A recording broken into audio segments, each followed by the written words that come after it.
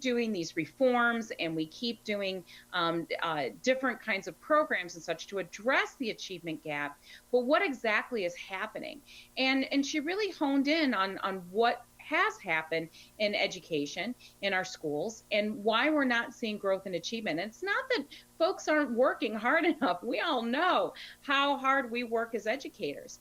But what's happened is that there's this overemphasis on skills. That's what she's taught, what she identifies. And there's a lot of other educators and research, reading researchers in the field that have also pointed to that too, is that there's an overemphasis on skills and less emphasis on content knowledge or background knowledge. And one of the things that's troubling to me is I see less and less as far as instruction is concerned in the disciplines of having a robust arts curriculum, having physical education, teaching content areas like social studies and science.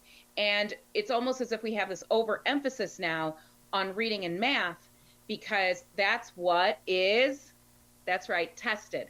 And so there, we've gotten a little, we've gotten kind of myopic. So the example that I give all the time is that, if you will, as a 5'3" middle-aged woman, that I'm a basketball coach and I have my basketball team and I'm going to teach them how to be a really awesome team. And we're going to be the best in our division. We're going to accomplish all these great things and just win all the time.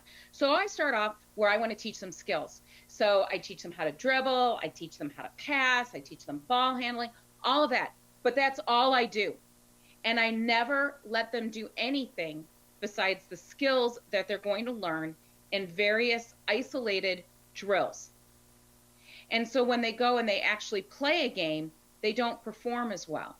And it's because we never contextualize those skills. We never use those skills in a larger context. And it's not all that dissimilar when we talk about reading. So if we keep talking about what is the main idea or the controlling idea and cite the evidence that's in the text, but kids aren't reading longer works and more, then that's the problem. And it's interesting, when the new standards came out in 2010, whether your state uses Common Core or a variation of it, or they have their own standards, like in Texas or Florida and various other states, they do emphasize skills, but almost every single one of them, without exception, has an introduction to the standards that says quite plainly that the skills have to be contextualized within the instruction of content, that it's to build background knowledge. Okay, so this is what Wechsler really identified. So there's this belief that we have that the meaning is that may not be true. That may not be completely accurate. So reading tests have become the yardstick, and those are the what am I trying to say? The litmus test as to whether or not a child is a good reader. And we're going to talk more about that in a second. So one of the places that she or countries that she identifies is in France. And France had a real educational shift. And France isn't the only one. And you may have heard of maybe like Edie Hirsch and various others who keep talking about content and that we have to have rich content in the curricula in order to develop really profound reading skills. And I believe in that completely. But I want to be careful about that too, because I'm not saying some content matters more than others. I'm saying content matters. So we also have to be culturally sensitive, contextually sensitive as well. And let me say something too about our ELL learners.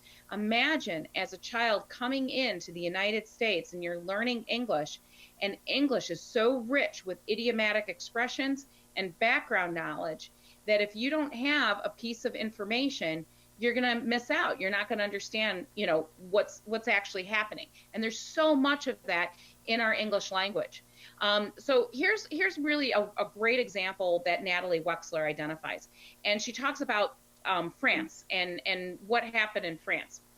And prior to 1987, all French schools were required to adhere to a detailed, content-focused national curriculum. Okay, that was what everybody was following in the country, and there was just a lot of content. And then the French, looked at each other and they say, there's such disparity and there's equity issues. So, we really need to address that. And what they thought that they were doing that was going to help the situation is that they created a new law, and this was at about the turn of the century, in about 2000. They encourage elementary schools to adopt more of an American approach. So foregrounding skills such as critical thinking and learning to learn, finding the main idea, those sorts of things. So it became more skills-based as opposed to content-rich. And so they flipped it, basically. And so you know where this is going, right? This is what happened. The results were absolutely dramatic. Over the next 20 years, achievement levels decreased sharply for all students. Their intention was to bridge that gap between children of poverty, disadvantaged kids, to higher socioeconomic status, middle class, upper class. And they were trying to close up those achievement gaps, because we see this all the time too in the United States. When you look at that NAEP data, and it shows that only 35% of our kids are proficient readers, if you add in the factor of poverty, it goes down to only 10%. Only 10% of our kids nationwide who are on the list for free and reduced lunch are actually reading on level. And that, to me, especially as a literacy educator, is horrifying to me. So over the next 20 years, when they had this, they adopted in 1998, 1999, over 20 years, achievement levels started decreasing sharply for all kids. And the drop was the greatest among the neediest. And the interesting thing about it, we've looked at a lot of vocabulary studies, and Head Start in the United States has done a substantial body of research about words exposed, exposure to language, and that children of poverty have less exposure, and that really translates into their academic performance. So we have this skills versus content kind of dilemma that's going on that nobody is really talking about directly. And it's interesting because when I've shared this, and I've done this at keynotes at various conferences and discussed it in the last year, many teachers are like, yeah, amen, sister, because you know what? We've been dealing with this. We know that that's true. And so when we're not developing background knowledge in consort with developing skills, that's the issue. Okay, we're gonna give you some more examples and some more evidence of that as well. So before we delve into background knowledge and content knowledge and how it closes the achievement gap in students, I want to ask you. I want to go into this first, actually. So, and it's the idea of text complexity. So a lot of us are using in our schools, in our districts, we're using a Lexile score, or we might be using an AR score or something like that. And I want to address the concept of text complexity and where background knowledge and content knowledge fits within that model, because there's a lot of misunderstanding about this right now. So I want to make it clear. I cannot think of a state right now, and including, I know we have some folks from British Virgin Islands and also Canada online right now. I cannot think of any, including BVI and also Canada. I can't think of anybody who's not using this example, because it's really one that's adopted in the reading community, that this is what text complexity actually is. So a lot of times I'll go into districts and we'll talk about text complexity, and all folks are talking about is Lexile scores. Okay, so here's the deal. Think about text complexity as a three-legged stool. And there's three components to it.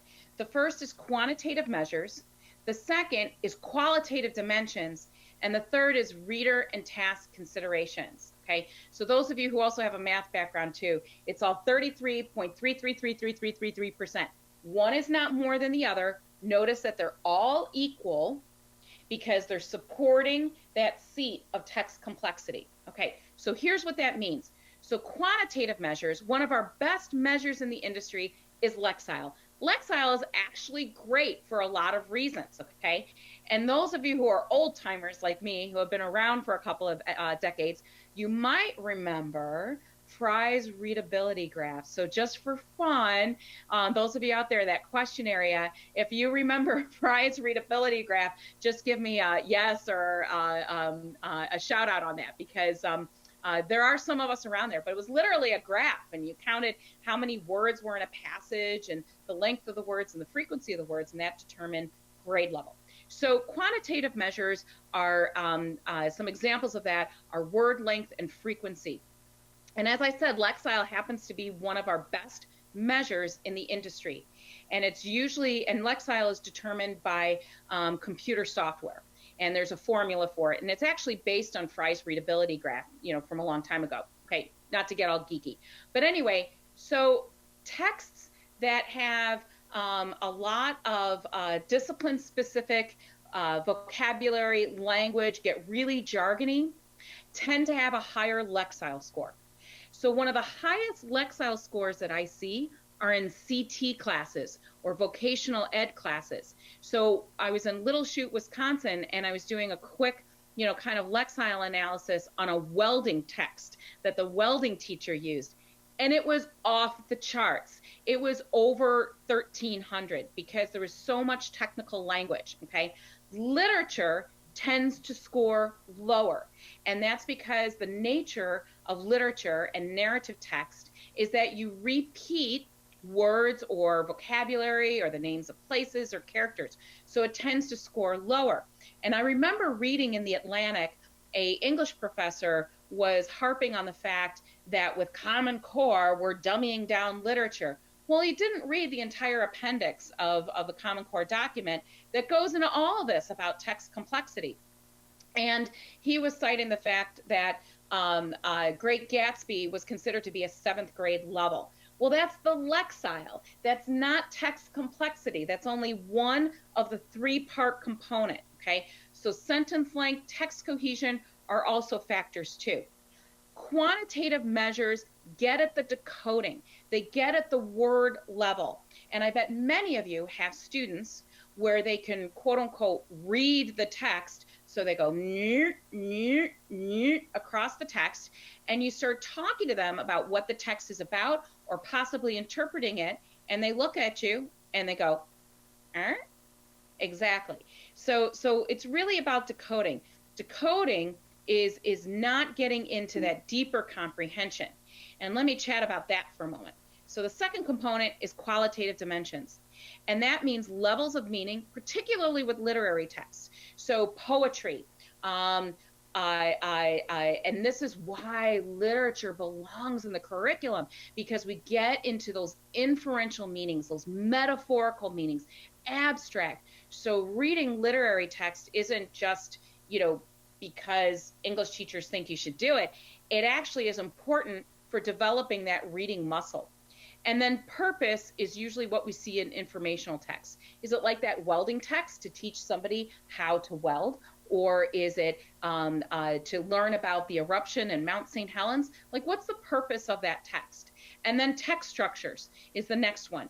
That has to do with looking at different text structures. So how I read a science research article is different than how I read an Elizabethan sonnet, is different than how I read a short story, is different than when I read a blog post, right? And there's actually some very interesting things that are some research, not to go down a wormhole, about reading on a screen and then actually reading something that's paper-based. There's actually quite a difference. And maybe that's a topic for another webinar, but there's some really important research that's coming out on that, especially with the e-learning that we're doing and what's happening in COVID-19. And then the last qualitative characteristics of or element that feeds into qualitative dimensions is language conventionality and clarity. So a child from the 21st century is going to have a harder time reading the Federalist Papers and something written by Alexander Hamilton in the 1700s. A kid from Illinois, from Chicago, my hometown, is going to have a harder time reading something that's in Southern dialect than a kid from Mississippi, okay? So language conventionality and clarity. A kid whose first language is Spanish is going to have some difficulty with the noun adjective sequence that is in English because it's reversed, right? And same thing, a child whose native language is Arabic, I got to flip it. I don't read left to right. My tendency, my innate disposition is to read from right to left. So all of those factors figure into it. And then the last element, that third leg, is reader and task considerations. That's motivation, knowledge about a topic, experience, tasks to be considered, taking into account when you're reading it. And usually those assessments are done best by the teacher. So motivation, motivation, motivation. The other thing I want to add with qualitative dimensions, and it also fits in with reader and task considerations, is background knowledge. Background knowledge is epic.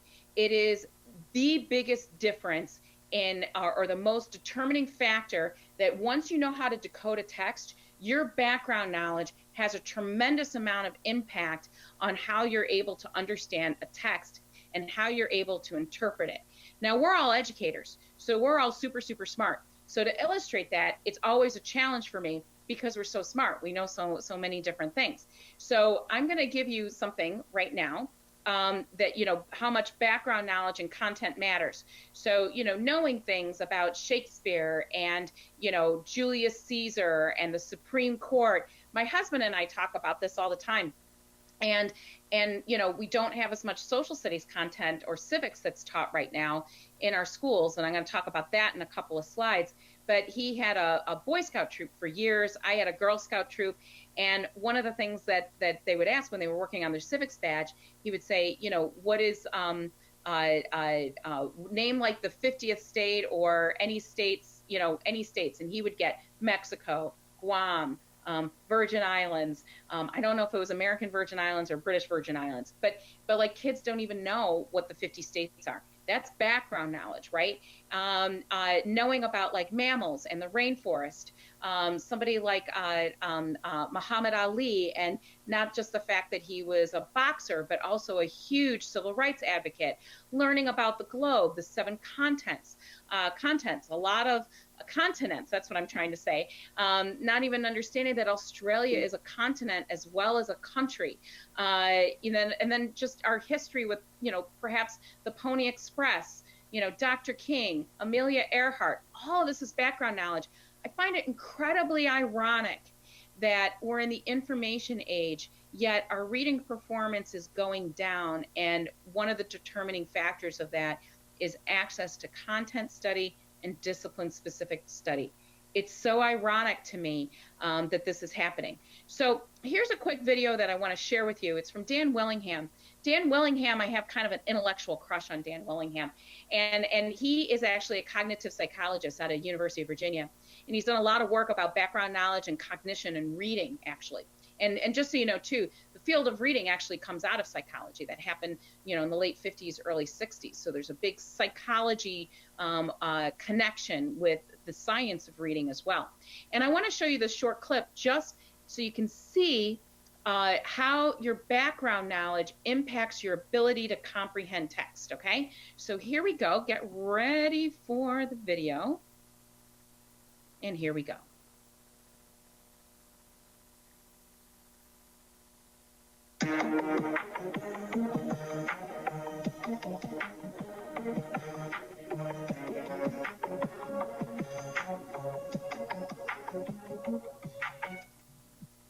Oops, sorry about that, guys. Okay, there we go.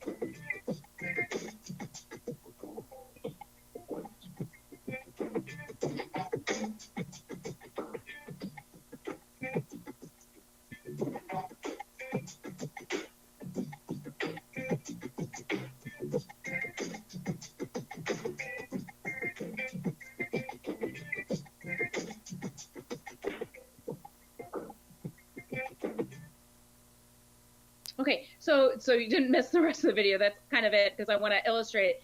And this is actually Dan Willingham's video. And here's the whole video right here. And of course, it's in the handouts as well. You know, you can watch the whole thing because it's about an 8-minute video.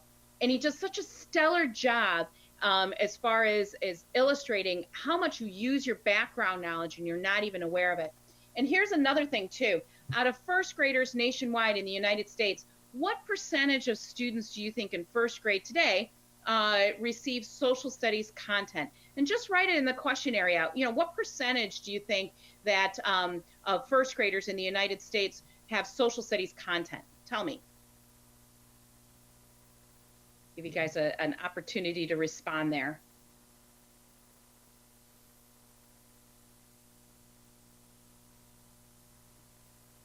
I'm going to jump in here, Katie, and let you know that I see 10%, 10%, 3%, 30%. Yeah, getting a delay. Okay, so not to be Debbie Downer, it's even less than that. It's less than 5%. And this is also true of science content. And in third grade, it doesn't get much better. Fifth grade, it's more around like 4 or 5%. So if we're not teaching social studies science content in particular, and kids are not reading in those disciplines, that is pretty staggering. Now, there are notable exceptions. This is a nationwide, this is an aggregate percentage that we're looking at. So I'm sure many of you are in schools or districts where you are teaching social studies and science content. But a big contributor is that when we don't have rich content, then that is going to create big performance gaps. It's going to create big gaps in our proficiency in reading, okay? And so so there's the whole video if you want to take a look at it. And it's also based on his work too, his additional resources too. I got to give him a shout out. The Reading Mind is a really outstanding book. And it's about the cognition of reading and understanding how the mind reads. We're actually, as human beings, we're not hardwired for reading. It's something that we've learned and adapted to, It's not something that's innate for us as human beings. And that really changed after the invention of the printing press. And then his other one, too, is Why Don't Students Like School? And really, he's getting at the fact, you know, gosh, surprise, you know, we spend too much time with assessments and not, quote unquote, what kids will say, real learning. They don't see doing skills all the time as real learning. And I have to give a shout out. I see there's somebody from Guayaquil, Ecuador, and had the joy of being in Ecuador a couple of years ago. And what a beautiful country. So just a little sidebar there. And then this is a book that I co-authored with a middle school reading intervention teacher. And, you know, what do? You know, because in middle school and high school in particular, our kids can generally decode. If the kids are not decoding text, then that's a whole other issue. There's usually an undiagnosed disability like dyslexia, which outside of the early grades, the highest incidence of identification of dyslexia is usually in middle school, because the kids have learned how to self-accommodate, and then when the texts start getting harder and harder, the fact that they've been self-accommodating really becomes true. We also see, too, a massive drop-off that begins to happen in 5th grade, but really comes crashing in 7th grade as far as reading performance. And a lot of that, again, has to do with the fact that kids are deep diving into the disciplines, and they have to be pretty proficient with their reading skills and developing background knowledge if they're going to understand a biology text. If kids don't understand, like, for instance, the 3 different kinds of matter, and they're reading something in a 7th grade science text about matter, they're at a deficit. They don't have that background knowledge. That text is not going to make sense. So that book that I co-authored with Lisa Hallahan Allen, she's a reading interventionist in northern Wisconsin. You know, we really got into, you know, what do you do when your kids are still having issues with decoding and they're in middle school? So there's that resource as well. And then, of course, I'm always working to figure out ways. A lot of times in the older grades, colleagues will say, well, I'm a science teacher and I have to teach science content. Yes, of course you do. They might say something like, oh, well, I'm not gonna, I don't have time to teach reading. Well, you're not teaching reading, you're teaching comprehension in your discipline. That's what you're doing. And so I don't expect you to be a reading teacher in the sense of like a first grade reading teacher, but I do expect you to develop comprehension. So the Literacy and Learning Center model that I developed really gets into how do we teach reading, writing, speaking, listening, the literacy skills in consort with the content.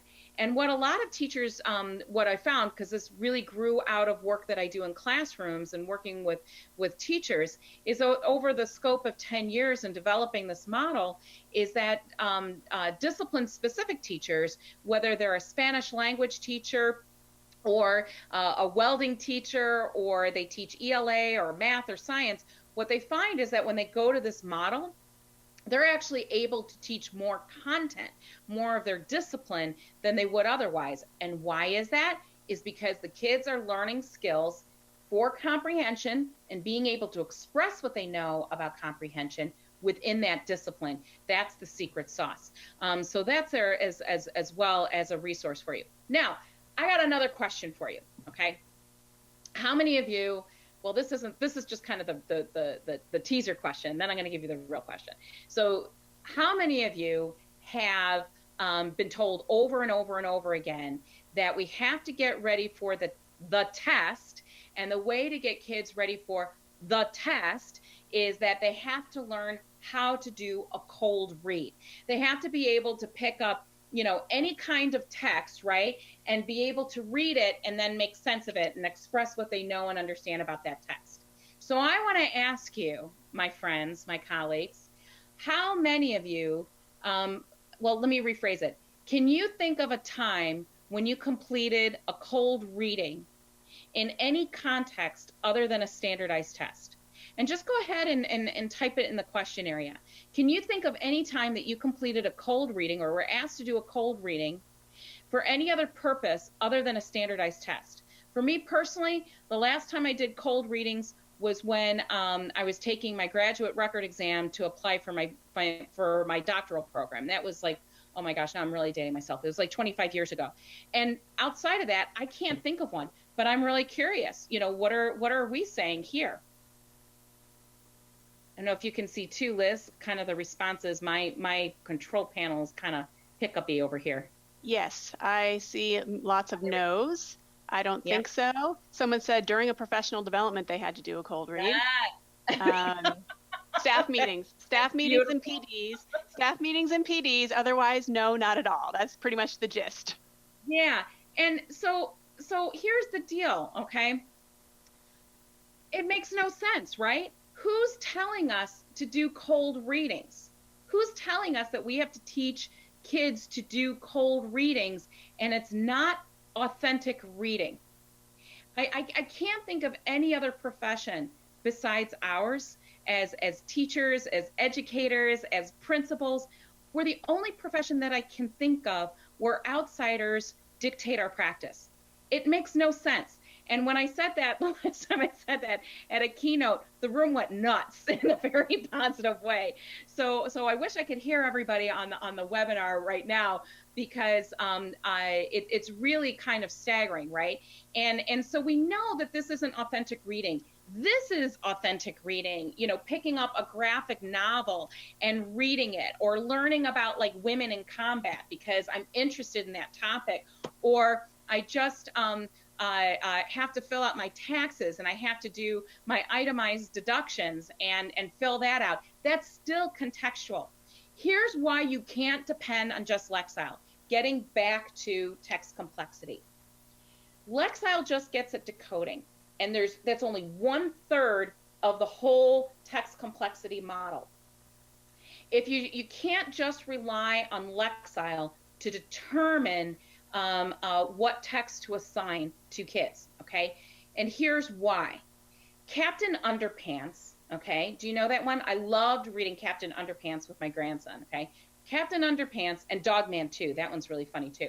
Captain Underpants has the same Lexile score as Twilight, okay? Here's another one for you. Hunger Games has a lower Lexile score than Stuart Little. So this is why Lexile, you know, just taking that and not looking at kids' backgrounds and what they might be interested in and the purpose for their reading and making it meaningful, authentic, and inspiring, we're missing a lot of it. And that's what's causing this gap. When we keep giving kids cold reads, they're not reading enough. And that was one of the reasons that prompted Common Core. The whole idea was that we needed to read and write more within the disciplines. And how do you encourage that? The kids weren't reading enough. Well, you encourage it by choice. So let me give you another example. I was in a 7th grade class this last spring, and we were looking at the skill of cause and effect. We took a mentor text that was grade level, and it was about the eruption of Mount St. Helens back in the 80s, okay? So we looked at cause and effect, but one of the things I wanted the kids to understand is that effects are not all created equal. And we were addressing an essential question, and the essential question was, how can a natural event create unexpected consequences? Wow, we're like living that right now. But this was back in January that I did this. And then the kids had 3 different texts that they could group based on that. We did the mentor first on Mount St. Helens, and then they took that graphic organizer and they took different texts. One was on the pandemic the epidemic in China, in Wuhan, that virus. And now, of course, we're experiencing that worldwide, so the coronavirus. Then another one was on the increase of locusts in Western Africa. And the third was on Garbage Island in the Pacific. And the kids had to take that event, or what was happening, and how it was impacting, or what the effects were. And what the kids found is that when they looked at the social effects, the environmental, the economic, that there were actually connections between them. Because those of us as adults, we know that cause and effects, they're not all equal. All the effects are not equal. There is actually a layer of complexity. And that's what we wanted the kids to get. And the kids will always say that they love having choice.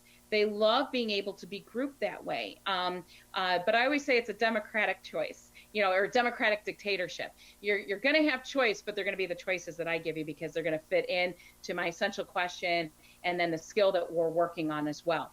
So, as educators, I mean, I would love to see us, the more we can fight back about this cold reading stuff and preparing kids for a test.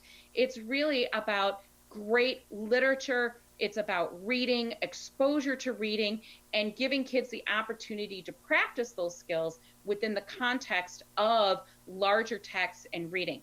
So Dan Willingham actually I've read a lot of his work and have seen him speak many times, but according to the research that he's done, and other cognitive psychologists and quite a few other reading researchers, there is a debate in the reading community about this, about how much is too much when you're talking about skills. And Willingham says, yes, skills are important. So if you come out of this webinar and says, oh, Katie McKnight says that we shouldn't teach skills anymore, that's not what I'm saying. I'm just like Willingham in the sense that there's a threshold. If we keep teaching the same skill over and over and over again, like that basketball analogy that I had, we're never going to get ready to play the game, because that's all that we're doing is practicing how to dribble. But then we never play the game. So we really know that we've made the impact on kids and their reading success when they know when and how to use the skills that we're teaching them. And how do they develop that? When they read more. That's the simple secret sauce to it. And I've been in so many schools where when we start doing that and giving kids choice in text, and it's carried through all courses, not just in the ELA class, that is when we start seeing huge shift, and we start seeing double-digit gains in reading performance of our students. So, the impact of testing, I think one of the best outcomes of the pandemic is that testing got canceled this year. And that's, again, I'm listening to everybody online right now. This is where we all cheer. The amount of anxiety and stress that high stakes testing is causing in the schools where I work is just unbelievable. And what it's doing is then it's crippling our ability to have kids delve deeply into content, because we're so bullied by these standardized tests. So when students take standardized reading tests, They're not contextualized. And I always argue that there's no such thing as a fair or reliable reading test. And it's because of the cultural implications of reading, or the cultural connection. So it's very curious, isn't it, that the states with the highest reading achievement tend to be the most demographically homogeneous states in the United States. I find that very curious. So, you know, I grew up in Chicago. I grew up in a city. So a kid who grows up in the city and they're going to be reading a text about living on a farm, they're at a deficit because they don't have that background knowledge. And the same is true conversely. I hear that all the time. Teachers in rural communities, the kids will be given a text on a reading assessment, and they start talking about a subway in New York. The kids don't have that contextualization. They don't have that background, and they're immediately at a disadvantage on that reading assessment. And think about our English language learners in particular, you know, children who may have come from Bosnia or Poland or wherever. And they don't have that background knowledge that's going to give them the key, that pathway into the text. And they're really designed that really, that's not how we read. That's not what we really engage in. Yet, for some reason, that's where our instruction is right now in so many schools. Not all of them. There are notable exceptions, without a doubt. And it's really this impact of standardized testing is what I would argue. So often, what happens is that instruction is really focused on skills. This has been my experience in a lot of schools, in pretty much all the schools where I work in, and it's usually paired with a reading. So it's usually like maybe, you know, a few pages and that's it, and the kids have to find the main idea or the text structures or find the figurative language or something like that, or what the claim is in the text and the supporting evidence. And again, it's about pages read. Once kids know how to decode, the secret sauce is pages read, pages read, pages read. Let me say it again. It's about pages read. And this is where I got to give a shout out to Saddleback. I've loved Saddleback for many, many, many, many years. And it's because they make text accessible to kids. And that's actually next week. We're going to talk about differentiating text. And I'm going to take that one on. And we know that there's quite a bit of debate about grade level text and differentiating text as instructional practice. And I'm going to take that one on. 2 guesses of where I land on that one. And but that's one of the reasons why I like Saddleback, is that it's inviting kids in. And once we pull kids in, I've seen some of the lowest level readers in a middle school reading intervention class. And when we set it up where kids are reading text, it changes their lives. And they become excited about reading. I oftentimes say this with middle school reading interventionists in particular. Everything about reading intervention in middle school and high school is emotional. It's so emotional because the kids know that they're not good readers. And there's such an emotional stigmatization that goes with that.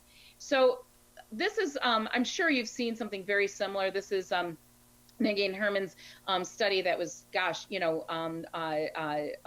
about 15 years ago. No, it's more than that. I'm sorry, 35 years ago. And about your exposure to words. If you read 20 minutes a day, reading as opposed to reading 1 minute a day. If anything, in this pandemic, if we just have kids read, if you read 1 hour a day, kids will perform in the 98th percentile on most reading assessments. So just 1 hour, and it doesn't have to be a full 1 hour. It could be 20 minutes here, 20 minutes here, 20 minutes here. That's fine, and it's about pages read. My good friend Leanne Nicholson and I actually took on this article, and if you're going to come next week when we talk about differentiating text, you might want to read this article, and it's literacy piece, because we've heard or make reading peace, making literacy peace, and what's important for developing readers. And you know, Leanne and I are really taking the stance of, you know, it's not about mentor text, grade level text, or differentiated text. It's about both. It's about making text accessible and growing our kids. And we're going to delve into that next week in greater detail. But an article there to share with you as well. That's my contact information, all my digits. I'd love to hear from you. I'm not running around in airports right now, so please feel free to contact me.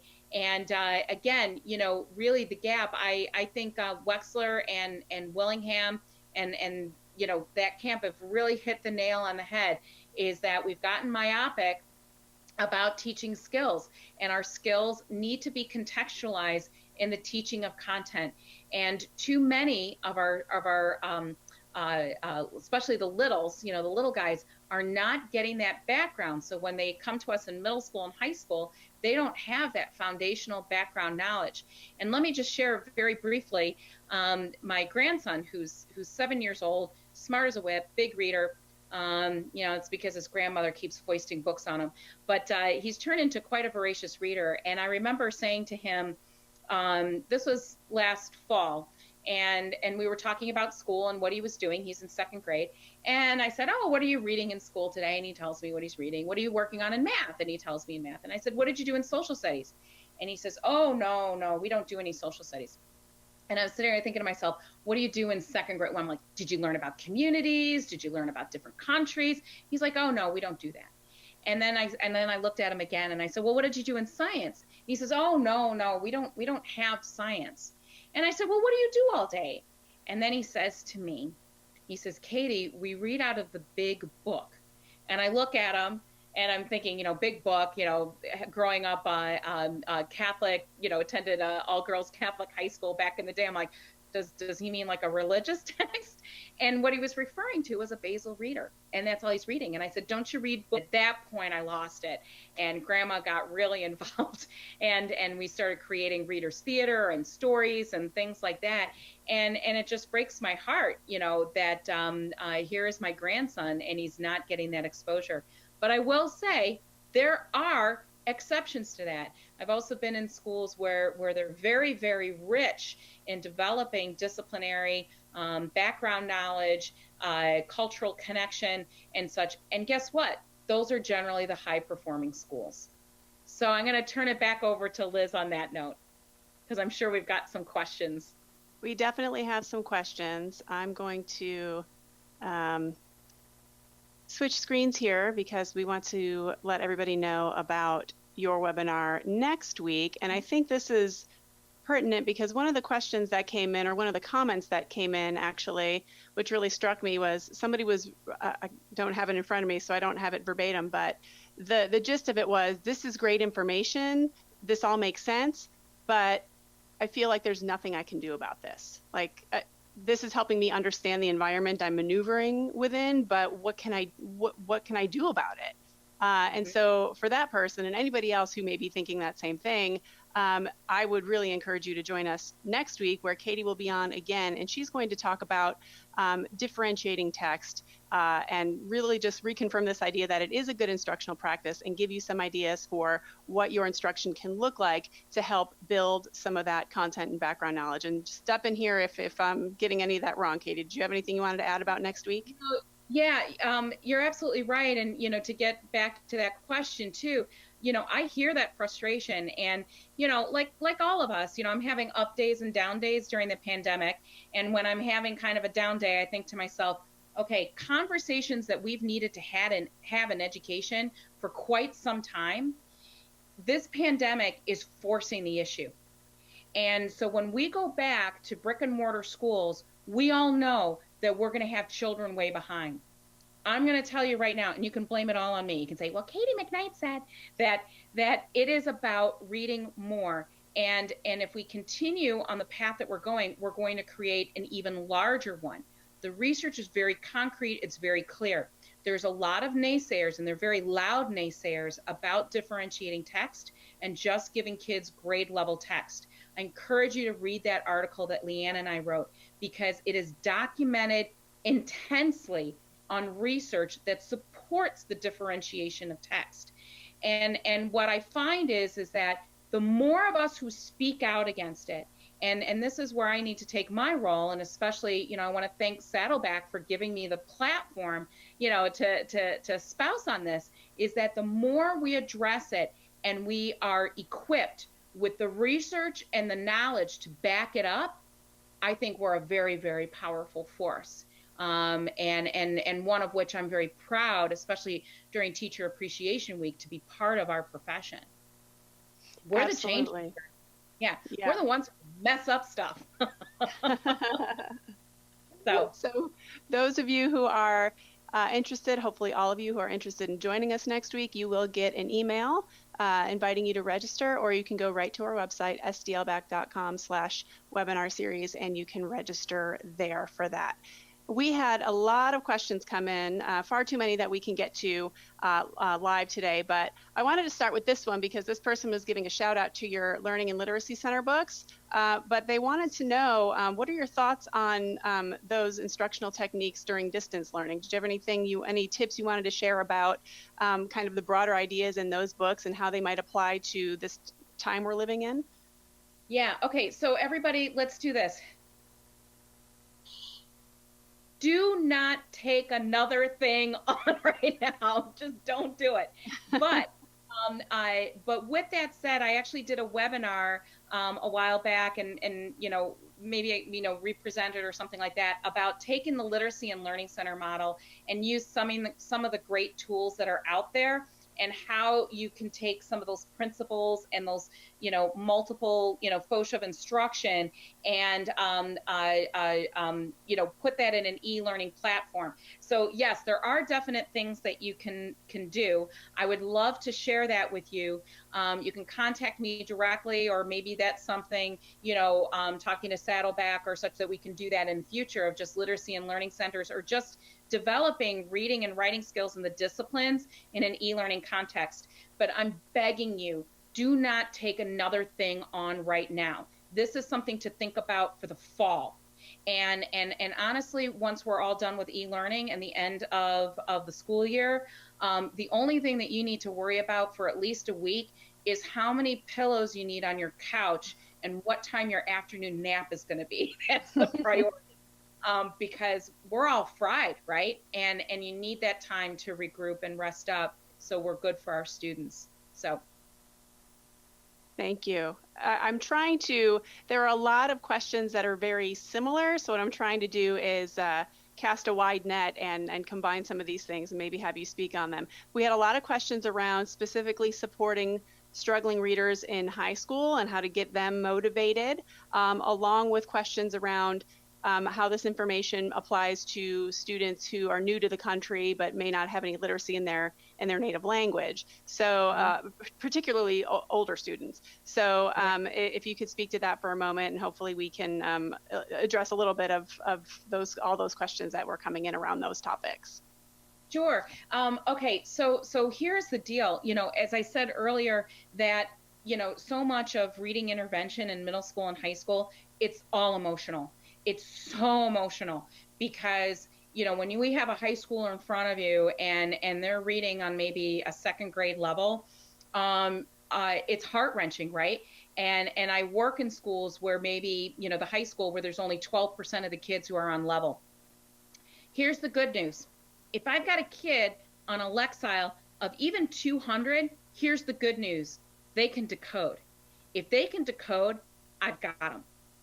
If they're not there and they're not on a 200 or 300 Lexile, then that's a decoding issue. That's a whole other problem. And there are different programs that I would recommend if you want to contact me personally about, getting at that decoding if you're dealing with that at a high school situation, okay? There aren't many reading wonks like me who specialize just in adolescent reading. We're kind of a weird bunch. There aren't many of us around. But adolescent reading is different than little. So if they're not decoding, the way that you teach kids how to read, if they missed out on it when they were little, is different because of brain development and other things that are going on. So there is a difference. And again, I'm going to give a shout out to Saddleback, okay? I only play with companies that I like. Saddleback, one of them, is that they have all these rich texts that kids can get in, and it's about hooking them in. How are you going to hook them? If I hand you, this book on droids and robots, okay, available from Saddleback, if I give this to you, okay, and you're a struggling reader, and I say, okay, I want you to go through each chapter and find out, what is the main idea and the supporting details. Well, I'm just going to take it. I'm like, I'm not interested in that.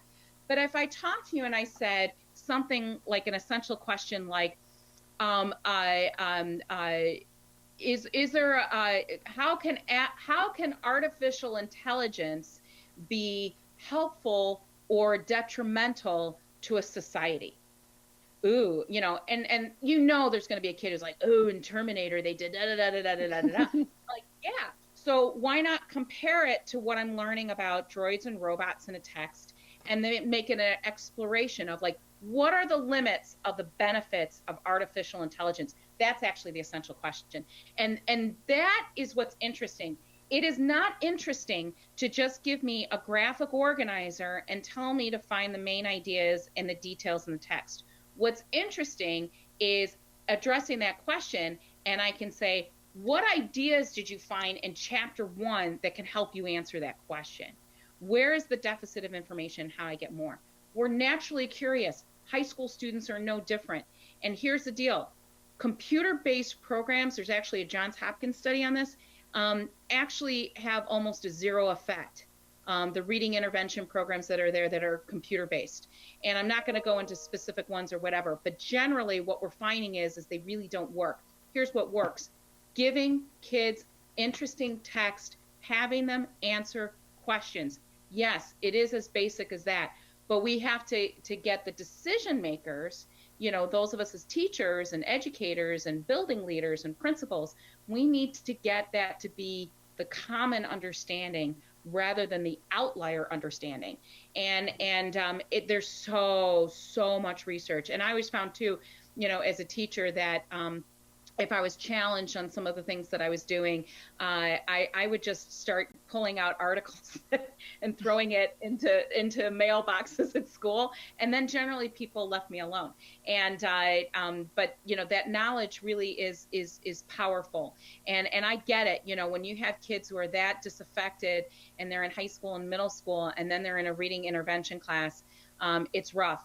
Wonderful group of middle school interventionists. One of the things that they do is that when the kids come into class, they always have a fun activity. So to give you an example, because they want the kids to associate coming to this reading intervention class is fun, it's engaging, it's welcoming, it's filled with love.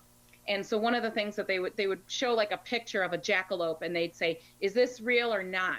And the kids would start debating about the jackalope, whether or not it was real or not. And it was interesting because the interventionist said, oh, we just do something for fun. It's not really academic. And I said, actually, you're teaching them evidence-based argumentation, and they don't even realize that they're doing it. Oh, that would be standard writing 1, chalk that one. And or they would show a wolfen, or is it morally right to have a liger or a wolfen or breed them that way? And so so they bring in like these curious things for the kids to talk about, and that was their opener. It wasn't a do now where it was find the 3 types of figurative language in this paragraph. It was something for that was total fun. Awesome. We had a lot of people. We're going to have you back for a 3rd webinar, Katie, because a lot of people, and this is actually a question that was submitted beforehand too, and then you touched upon it, and the comments went crazy. A lot of interest around the benefits of reading print versus digital and the research to substantiate that. So I know that's kind of too big of a topic to address now, but there's definitely a lot of audience interest in that. I wanted to close out today with a question around assessment.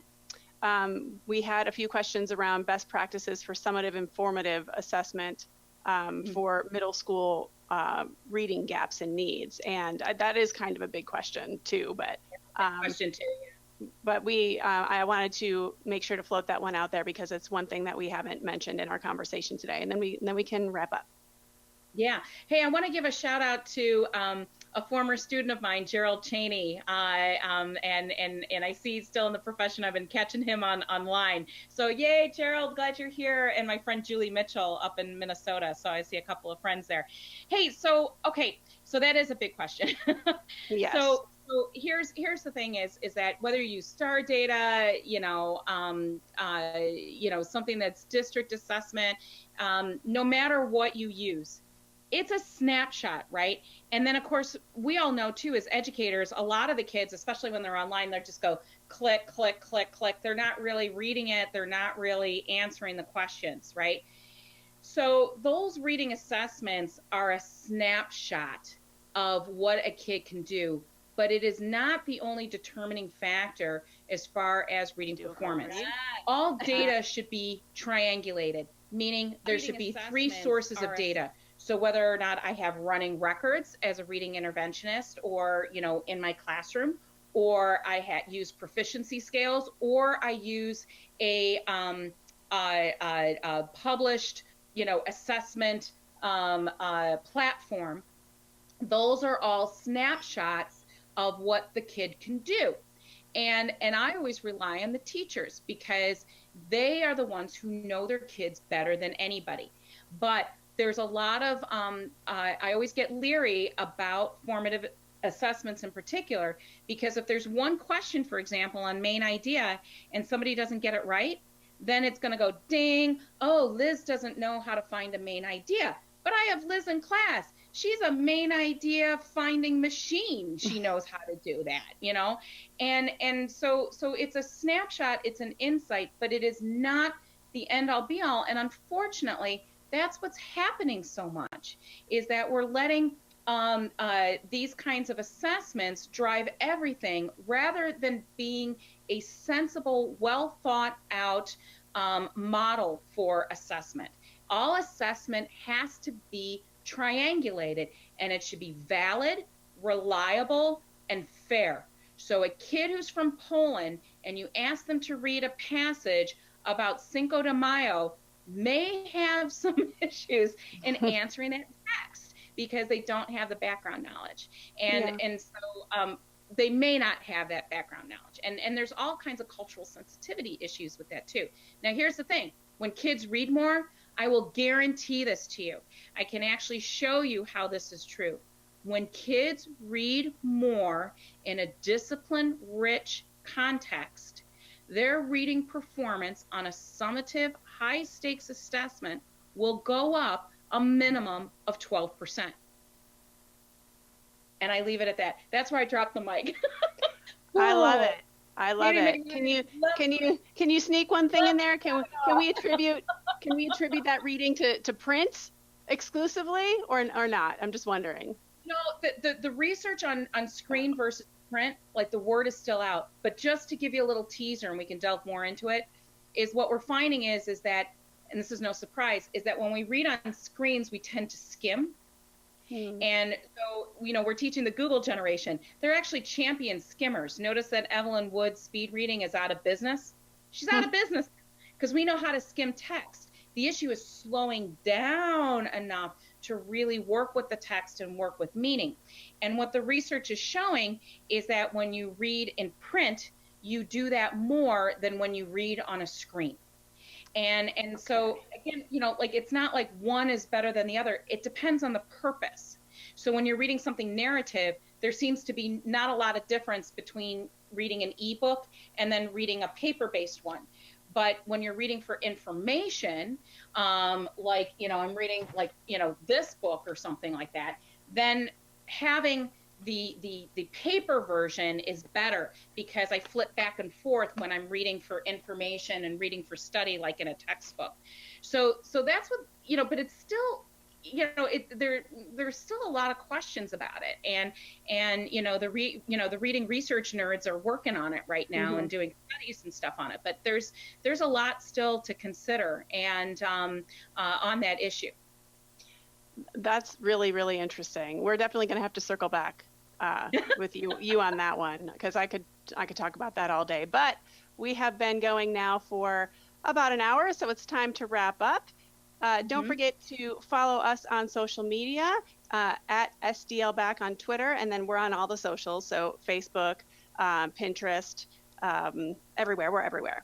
And Katie as well, at Literacy World on Twitter. So make sure you follow her and keep tweeting and letting everybody know what a great time you had joining us today. And we will see you next week. Thank you to you, Katie, and thank you to everybody for watching. And we look forward to having you join us next week for part 2 of this webinar series. Thanks, everybody. Happy Teacher Appreciation Week. Yes, happy Teacher Appreciation Week. Thank you, everybody.